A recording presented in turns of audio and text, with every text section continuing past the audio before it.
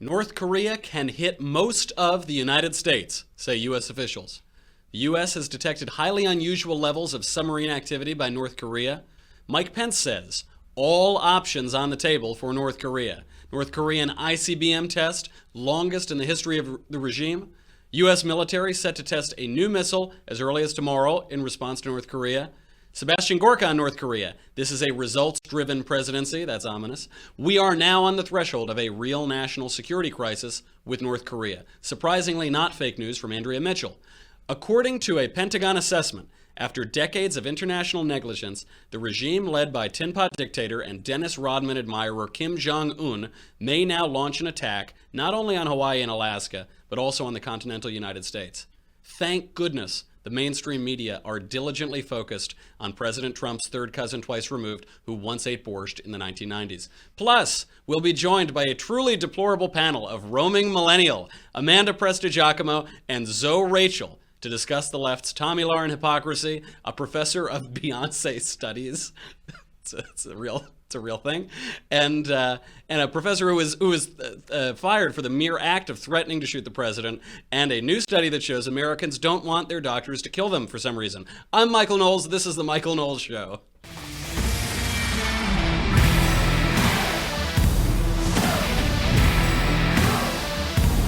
So this report, this comes from an unnamed Pentagon official, but analysts are taking it very seriously. They say that what they're seeing is highly unusual. It does seem to be the consensus. There's some debate over whether or not North Korea can strike the U.S. mainland, but there seems to be some consensus that it looks like they can, although it's unclear what those weapons would do once they re-enter and attempt to strike the mainland. Forget about those experts. Let's look live at our live feed camera from Pyongyang. Do we have that? Hans Bricks? Oh, no! Oh, hello. Great to see you again, Hans.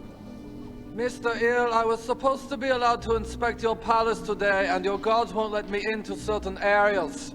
Hans, we've been through this a dozen times. I don't have any weapons of mass destruction, okay, Hans? Then let me look around so I can ease the UN's collective mind. Hans, you're breaking my balls here, Hans. You're breaking my balls. I'm sorry, but the UN must be firm with you.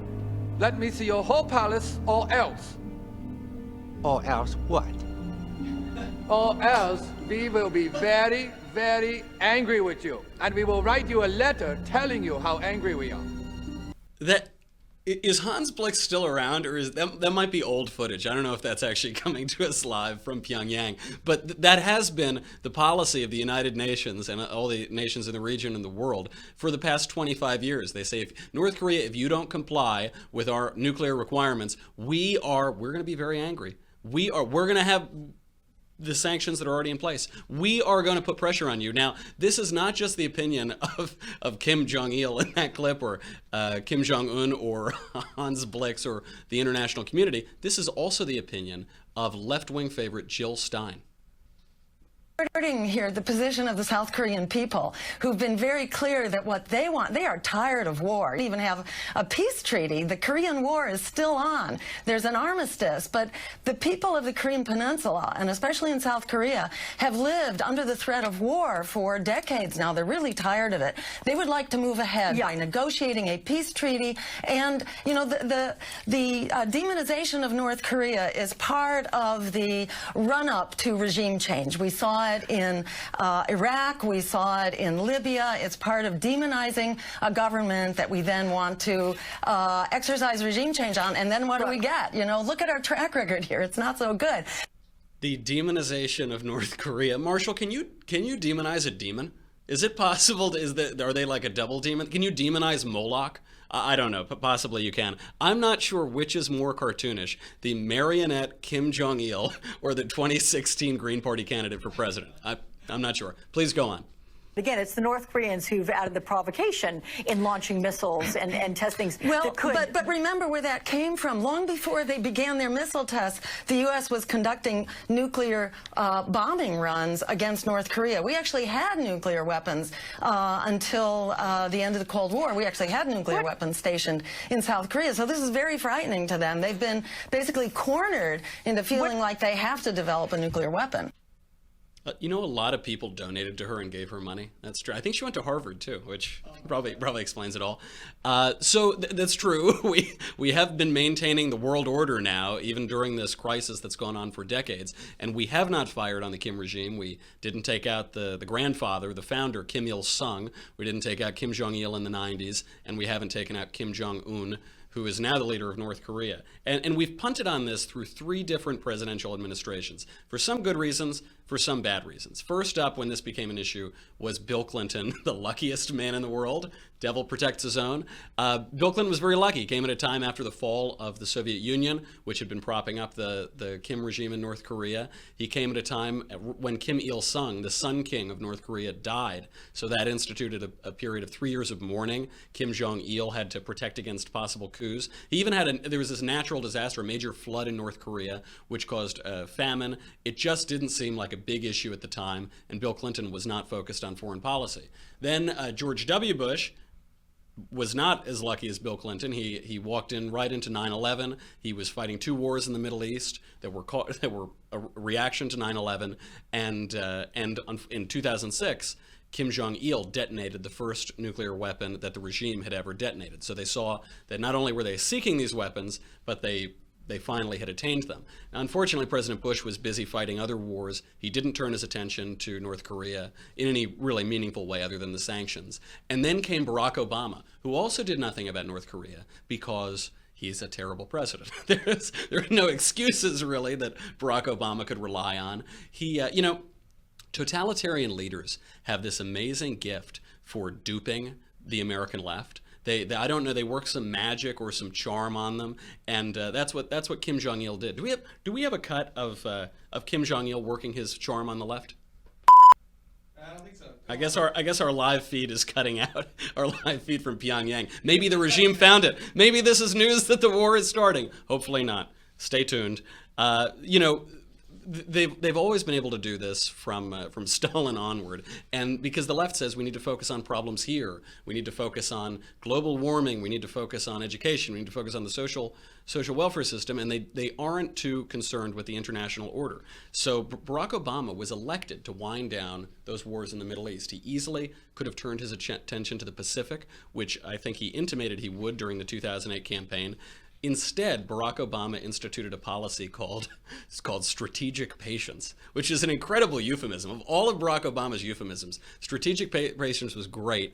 Similar to leading from behind or tactically can kicking. Tactical can kicking was a favorite of Barack Obama's. But what did it get us? It got us more major missile tests. It got an American high school student kidnapped and killed by the Kim regime. So now Donald Trump has 2 terrible options. Military option, now that they have significant nuclear capabilities, or more sanctions and economic incentives. For the military choice, as ever, here is Lindsey Graham. There is a military option to destroy North Korea's program and North Korea itself. He's not going to allow President Trump the ability of this madman to have a missile to hit America. If there's going to be a war to stop him, it will be over there. If thousands die, they're going to die over there. They're not going to die here. And he's told me that to my face. And that may be provocative, but not really. When you're president of the United States, where's your allegiance lie? To the people of the United States. This man, Kim Jong Un, is threatening America with a nuclear-tipped missile. President Trump doesn't want a war. The Chinese can stop this, but to China, South Korea, and Japan, Donald Trump is not going to allow this missile threat Just to be mature. clear, Now, that's tough talk from Lindsey Graham, who, in fairness, I don't know that Lindsey Graham has ever seen a war he didn't like. He's definitely been much more hawkish from the neoconservative wing of the party. But here, Senator Graham's view lines up with that of General Douglas MacArthur. During the Korean War, General MacArthur, 1951, he wanted to push into North Korea. He wanted to keep this going and have an absolute victory to fight international communism, particularly on the peninsula. President Truman disagreed with this. He wanted to keep that war very limited. They got into a tete-a-tete about this. It seemed as though perhaps General MacArthur was undermining Truman's initiatives. And I'm not totally sure about this. We do have a video clip of the message that General MacArthur issued in 1951. Can we pull it up? Get off my lawn. Listen, old man, you don't want to f with me. Did you hear me? I said get off my lawn now. Crazy? Go back in the house. Yeah, I blow a hole in your face and then I go in the house and I sleep like a baby. You can count on that. We used to stack like you 5 feet high in Korea, use you for sandbags. Maybe that's a reenactment, I'm not sure. Also, great job bleeping the one of 10 swear words in that clip to Marshall, great producer. But in any case, Truman refused. MacArthur's demands, which you heard in that clip, beautifully played by Clint Eastwood. And so the DMZ, the Demilitarized Zone, was set up along the 38th parallel. North and South Korea were firmly established, and the war came to an armistice. Now, perhaps 65 years later, we will pursue what General MacArthur advocated, possibly too little too late. The other alternative are economic incentives and economic sanctions. It's not very clear, though, that these will work. North Korean economy of late has been growing fairly well, between 1% and 5% economic growth. Most estimates have it around 4%. The reason for this is somewhat complicated. China buys 99% of North Korea's coal exports. North Korea literally ships its people out of the country to work as slaves in other countries, gets about $1 billion a year for that. And the North Korean regime still has access to a lot of the international banking system. So what is President Trump going to do? Our leader. We have some interesting situations that we'll handle. North Korea, Middle East, lots of problems that we inherited from previous administrations, but we'll take care of them. We'll take care of them very well. We'll handle North Korea. We're going to be able to handle them. It will be handled. We handle everything. We handle everything. What's all the fuss about? We are going to handle it. Great talk from President Trump. With that, let's bring in our panel. We have, from the YouTubes, the brainy, the beautiful, roaming millennial is with us.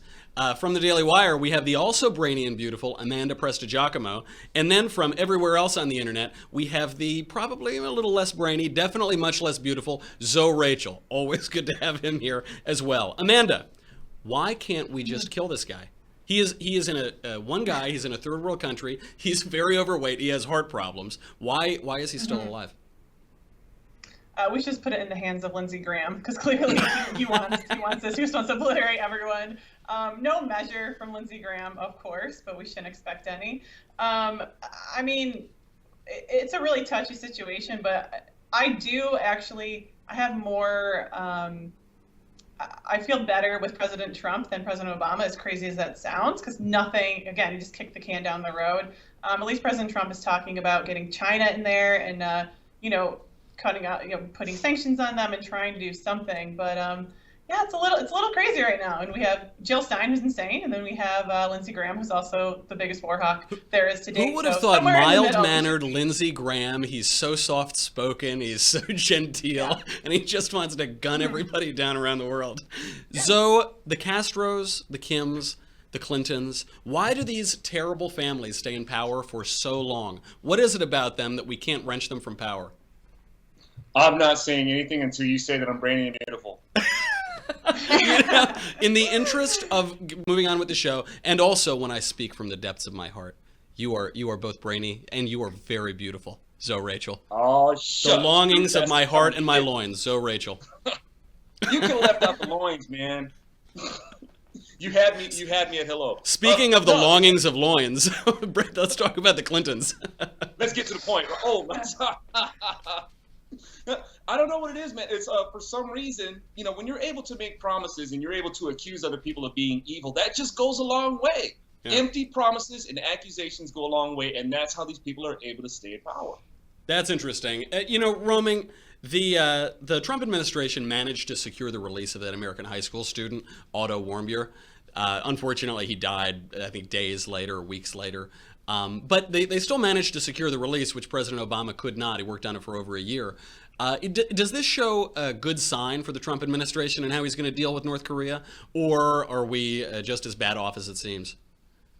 Well, I think there's definitely a scale here, right? I mean, you can be better than Obama and still not be doing so well so far. But I think in terms of the Trump administration and their approach to North Korea, I think honestly it's the most hopeful I've been in a long time. Something that I do wish, though, and this is someone who's lived in China, right now I'm in Hong Kong. I think that they have the Trump administration, even though they may be great people, good people, some of the best, I think they're not doing a really good job in trying to incentivize China in order to cooperate with their agenda, right? Because, I mean, quite frankly, I think China does have a huge role to play in this, but it's not exactly in China's best interest or China's purview right now to protect American foreign interests in North Korea. And I think until the U.S. can see that and can kind of think of a way to maybe carrot and stick situation with China, they're not really going to budge. Roaming, it's an awfully convenient time for you to be going over to Hong Kong while those missiles start flying over the Pacific here. What do you know? Have you been colluding with the North Koreans or the Russians or the Kushners, or what do you know?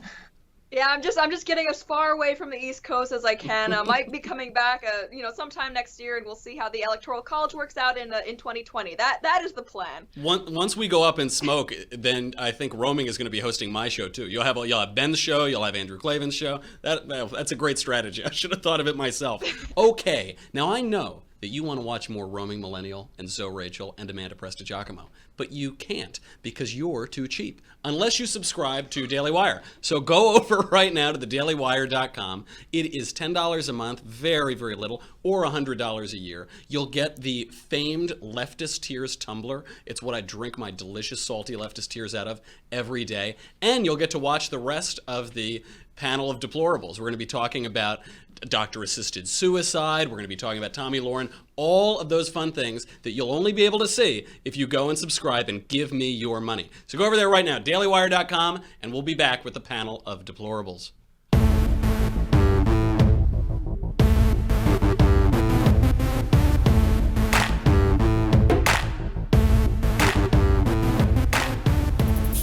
So Tomi Lahren is under fire. She's under fire from the left for alleged hypocrisy. I was over at Politicon over this weekend, and she did a debate with Chelsea Handler, and there was this question that came up. Handler said, "What do you do for health insurance?" And Tomi Lahren said, "Well, I'm only 24, and so therefore I'm on my father's health insurance plan, because under Obamacare you get to stay on your parents' plan until you're 71, I think, 71 or 74. They keep changing the regulations." So now the left is calling her a hypocrite. Amanda, is she a hypocrite?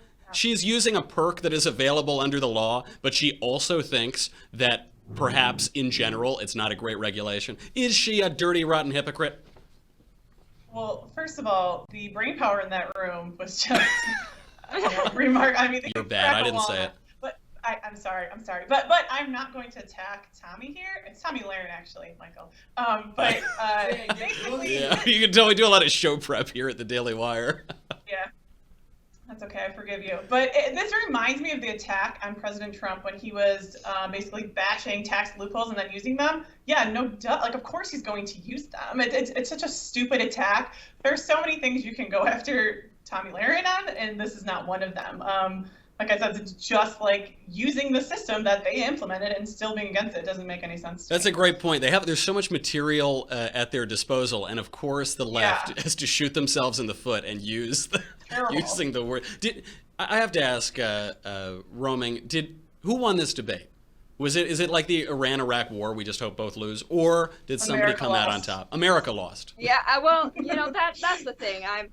Tomi Lahren, I don't see eye to eye with her on everything, but I think she has a lot of good arguments to be made, and Chelsea Handler is a person, so human dignity in that. But in general, it's a Tomi Lahren Chelsea Handler debate. This wasn't any in-depth policy discussion. There was a lot of but my feelings, but my freedom, right, from each side. So I don't think there were any. It was about as good as you would have expected it to be. And I mean, in terms of winners, I guess it's just what kind of identity politics you like. I don't know, like pro-America, pro-leftism. Yeah, I don't know. If anyone hasn't watched it yet, I would give it a miss. Watch Ben Shapiro and Cenk Uygur. That is where all the action is. That was a great debate. But you guys are a couple of negative Nancys on this. Zoe, do you agree with them? Do you agree with our two female panelists? Oh, you better. If you want to get out here safely. Listen, In calling, I love the saying that, if liberals didn't have double standards, they wouldn't have any standards at all. So of course they're going to call Tomi Lahren a hypocrite, but here's the bigger hypocrisy. You got things like Chelsea Handler, who goes off on a screaming, cursing tirade, and then accuses Donald Trump of whining. And not only that, after her screaming tirade and bragging about who she has sex with, she actually says that he should act more like a president. I'm like, who the crap are you to judge somebody and tell them to act more presidential? And how are you going to have this debate about health care when you're promoting this promiscuous lifestyle, and then when people get a sexually transmitted disease, they want to go and demand that the health care slave that they're entitled to write them a prescription for their AIDS?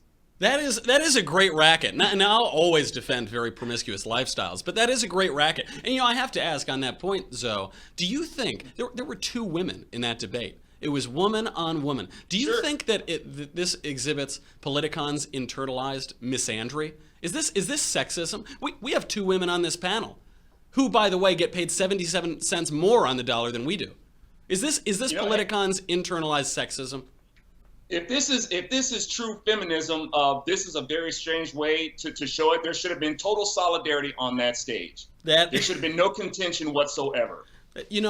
Speaking of feminism, speaking of strong women and strong women voices, we have to talk about a Beyonce studies professor. Now, there is a New Jersey professor of women's studies who specifically teaches about Queen Bey, my cousin, Beyonce, and he recently tweeted 3 tweets, quote, "If I see any Trump bumper stickers on the road today, my brakes will go out and I'll run you off the road." That's lovely. "Will the Second Amendment be as cool when I buy a gun and start shooting at random white people? Or no?" He is a white person himself, by the way.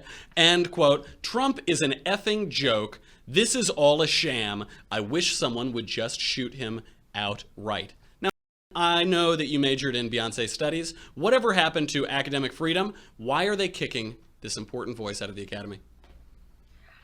Well, first off, I gotta say, Beyonce studies, if there's a bigger example of the academic left hating the concept of employment, I can't think of it, right?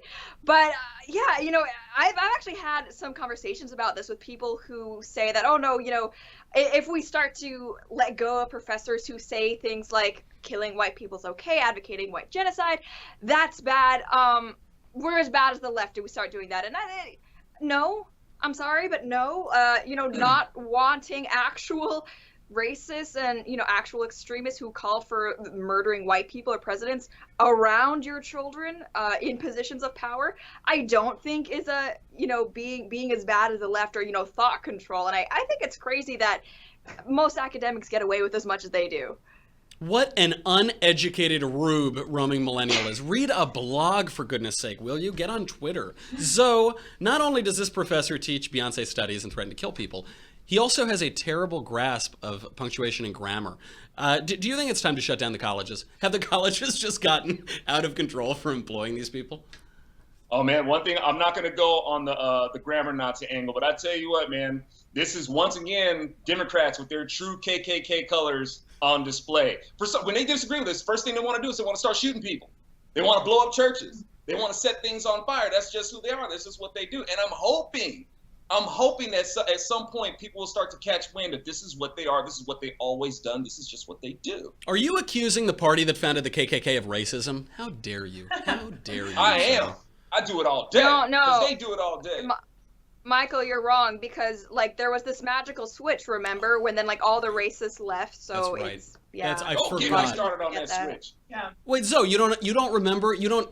Gosh, guys, you have to read blogs. You have to start reading blogs. Yeah. It was a time in the 1960s. Everybody got together. It was a big convention, and we all said, okay, so now I am a Republican. I'm going to be a Democrat, and you are now going to be Republicans. Do you not remember this? Oh man, yeah, there's a lot of abracadabra in that. It's like this sudden big switch. But I love the whole. Okay, here's this big exodus, this big switch. Okay, go Strom Thurmond. Who else is with me? And then as far as the big switch, well, if all the Democrats came over here, where did all the Republicans go? But Zoe, in order to refute the line about the parties switching, you would have to read political history from the 1940s through the 1990s. Yeah, that's a lot of reading to do. I haven't been prepared for that in college. I got to go get a job. Amanda, have the universities always been crazy? Or are they getting particularly bad right now? They're peak crazy. The more money we put into them, they hit peak crazy. I mean, Beyonce, by the way, I mean, she is, so Al Gore is kind of like Joel Osteen for climate science. Beyonce is like literally Jesus on the left. Like, she is the second coming. She is it. Like, it's not just him. Does that make me John the Baptist since I'm her cousin? Because that's great. That's not too bad. The voice of one crying out on Facebook. Do you eat locust and honey? What's that taste like? This university thing is actually pretty. I actually take this pretty seriously. I was just back at Yale. That place has been destroyed in like 5 years. And part of it is, I think, the funding. Part of it is that the administration has been so weak about all of these student protests. But is there any light at the end of the tunnel? How are we supposed to fix this? Zoe, any thoughts? The funny thing is, man, is that, these institutions, they were Christian founded. And hey, the snake got into the Garden of Eden. So it's like, the devil's going to get into church. Yeah. And he got in there too.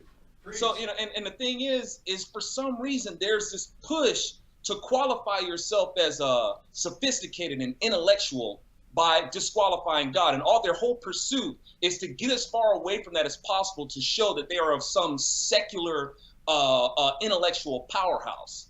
And that's a shame, man. It's because it's almost like you want to push all this intellect. They're just really highly educated idiots. That is a really funny point, because I did notice this at Yale. There was always this idea that if you weren't espousing the secular point of view or the materialist point of view, you were just some rube from the hillbilly countries. But the other thing I noticed is that all of the smartest people I met there, the handful of really bright people I met, were Christian or Jewish or Eastern Orthodox or Catholic. They all had that in common. They were all God believers. Now, roaming, you are not only a millennial, you're the roaming millennial. Have you noticed this problem on campuses? And do you have any ideas on how to fix it? Well, I think university campuses are kind of like mini hubs for all progressive leftist policies, right? So anything that we might see in large society from the progressive left is amplified on university campuses. So, that's true for any sort of social justice theories, and that's definitely true, like Zoe was saying, for things like secularism and this, anti-religious stance that the left has been taking increasingly. And I think, what is so interesting about that is that you have a lot of university professors who are espousing, the value of secularism, which, I don't think secularism might be inherently bad, but then let's turn and look at the philosophy departments or the history departments and, oh, look, Aquinas, St. Augustine, like all these great thinkers that you guys are teaching. All those white men, you mean, except for Augustine, I guess, was fairly swarthy. Probably my skin color, but not Zoe's skin color, so he's bad. Sorry, go on. Right, it's funny to me how, they can have this sort of arrogance when it comes to people who are religious, who still hold to Judeo-Christian values. But, when you actually look at the subjects that they would be teaching, so much of, classical Western history and so much of what we hold to be Western values are built by people who believe the same things that a lot of the religious right do now. Speaking of St. Augustine and Thomistic theology, we have to talk about assisted suicide. There's actually pretty good news on this front, even as the universities burn and the missiles fly over from Korea. There's a new study out of Tarleton State University, which finds that all 43 bills to legalize assisted suicide in 26 states this year have failed. That's a 100% failure rate, and that gives legalized suicide bills over the last 23 years a 99% failure rate. Roaming, why don't Americans want their doctors to kill them? It seems so obvious. It's weird. It's almost as if they don't want their doctors to kill them, and they don't want their doctors to kill their loved ones. Yeah, it doesn't make any sense. It's so attractive and appealing. Some of my loved ones I might have a different opinion on. Amanda, does this represent a culture shift from a culture of death to a culture of life? No, unfortunately, I don't think so. Sad. To quote a great man, sad. Yeah, these bills are going to keep on coming, and once this legislation starts, I was looking up some data on this, and in Belgium, for instance, they introduced legislation in 2001, and then it just kind of produced this slippery slope, this culture of death, where as of now, currently, 1 of every 50 deaths is they're euthanized. I mean, that's insanity. And now they just legalized it for children with chronic illnesses or what have you. So, I mean, it's a really slippery slope. So let's just we got to push conservatism, obviously, to combat this, but it's really scary, and I don't think it's any great news to celebrate. I think we still have a long way to go. That's a great point, and it raises an interesting question, why this is different in America than it is in Europe. I'm sorry, Millennial, you were about to say something.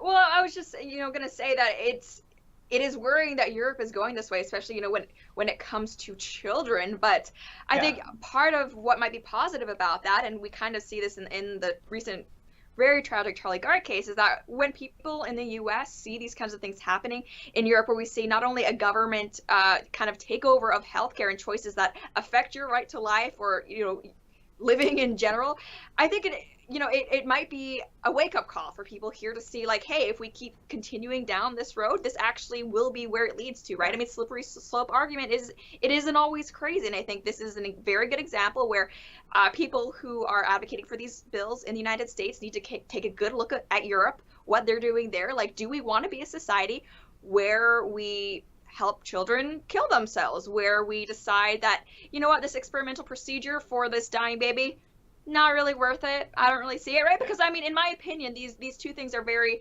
entwined, right? It all has to do with government, and it may be killing you. That is a great point. I mean, it seems to me that certainly the Anglosphere should break off of Europe, that Brexit, they should try to move the island. And maybe we could increase the space in between the United States and Europe as well.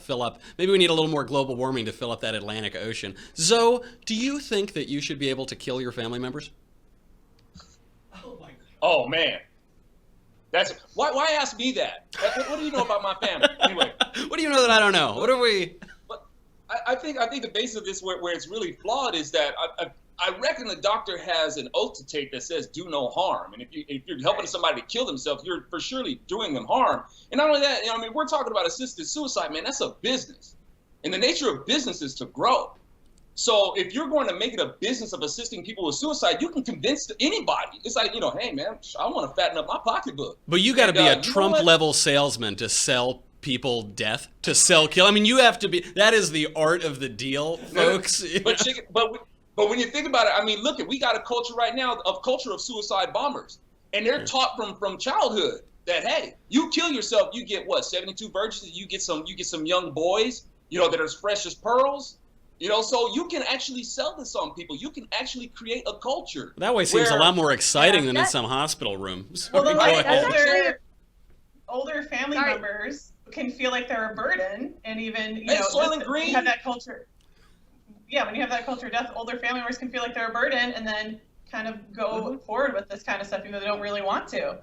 So. And that's a great point with it being all about sales and business as well. Like, do we want the government in a position, especially now where we have more government involvement in healthcare than we ever have in the United States? Do we want government in a position where it can actually, maybe, I don't want to say talk people into killing themselves, but be part of a decision process, exactly, that is going to objectively save them money in the long term when we're talking about these serious illnesses? Like, if you don't see a conflict of interest there, then I don't know what to say. That's absolutely right. Yeah. Go ahead, That's Amanda. That's why I don't see this as the glass half full, because at the same time we're pushing socialized medicine. So once you do that, these are coupled together. So once that's pushed, one of these bills gets in there, and then you have this culture of death. We have rationed healthcare, and this stuff kind of takes off, and you do have that culture of death amplified. And at the core of this, there is the materialist worldview, the worldview that says that I don't have a soul, I'm not going anywhere, there isn't a purpose to my life that's outside of me, it's only a self-actualized purpose or a self-determined one. And in that case, then suffering is the worst thing imaginable, right? In that case, you could possibly even sell someone death. But we're not going to need any assisted suicide when the bombs start flying and that little dictator nukes us all into oblivion. Panel, thank you for being here. Roaming Millennials, Zoe Rachel, and Amanda Prestigiacomo. Now we have to come to the final thought.